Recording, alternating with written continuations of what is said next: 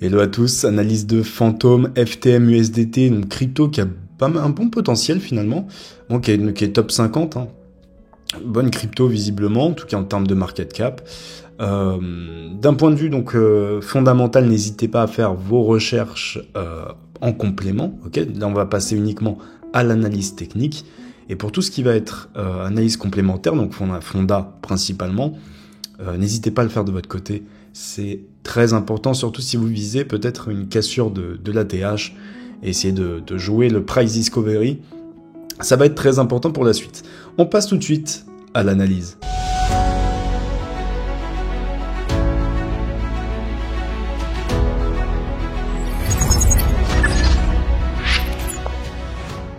Ok, donc on est sur la charte du FTM. Donc première chose que je remarque, alors ici, je considère le drop qu'on a fait là uniquement comme une A, ok. Donc je fais très attention. Ici, le scénario, on va dire long terme, qui peut arriver, c'est uniquement obtenir une B, une C pour un régular. Ok, peut-être pas forcément comme ça, mais vous avez compris un petit peu l'idée. Donc une B, une C, et ensuite le up. Ok, il faut se préparer à ça. Étant donné que la plupart des cryptos que l'on voit, c'est quand même...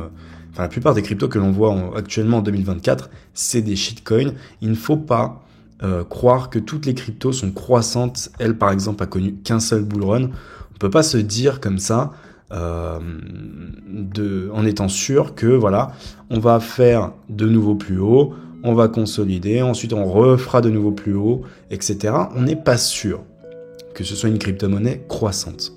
Donc toutes les analyses que je vous fournis, peu importe la crypto concernée, c'est des analyses qui sont adaptées pour, à tous les coups, gagner. Et je pense que c'est le plus important, pour ma part, c'est le plus important. L'important, c'est de tirer des profits de vos investissements, de vos trades. Donc ici, on part du principe, ok, que ça c'est une A, qu'on attend une B, donc une B ça peut être aussi pour un running, mais on fait gaffe, derrière ça peut se repéter la gueule.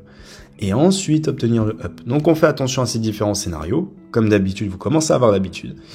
Donc ici si on regarde maintenant l'interne, donc depuis, on va dire, voilà, à partir de 2022, donc on avait notre boîte d'accumulation ici, ok, magnifique. On a eu, alors ici, notre impulsion, d'accord.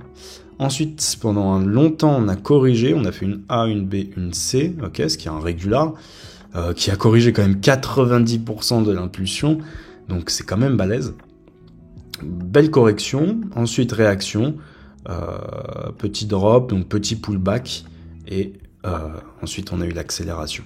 Donc cette accélération est évidemment pas terminée, ce qu'on est en train de faire là, c'est uniquement, on va dire, de la pression vendeuse, plus des prises de profit. D'accord ? Donc, je vous refais le schéma.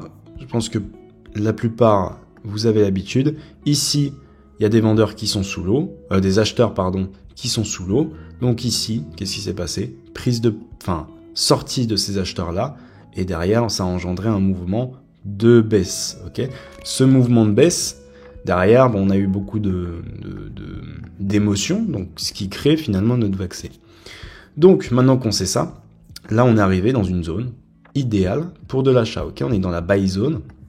Donc, la zone de rechargement d'achat cette fois-ci. D'accord ? Et qu'est-ce qu'on est en train de faire ? Très clairement ici, si on se met en 4 heures, ça ressemble à quoi ? Un regular flat. Donc, on avait eu cette A, cette B qui s'est faite comme ça, donc avec un flat baissier. Donc, vraiment, la structure a annoncé très clairement son drop. Ok ?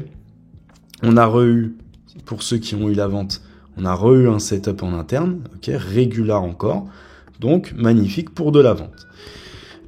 Maintenant, ici, là, ce qu'on veut, c'est exactement ça. Donc, on voit que on a un beau bottom. J'aime beaucoup les bottoms rapides comme ça, qui sont bien faits. Maintenant, donc, on a eu un petit setup en interne. Ce que je vois, on a eu un running ici. Ok, avec cette A, cette B, cette C. L'idéal, si vous n'êtes pas entré sur le running, c'est d'attendre une correction entière du move. Ok, ça peut continuer à accélérer peut-être, mais derrière, il va falloir corriger. Et à ce moment-là, ça pourrait être une entrée qui pourrait être intéressante à tenter, tout simplement. Ok, donc l'objectif ici de cette structure qui nous est proposée finalement, c'est de revenir péter le top.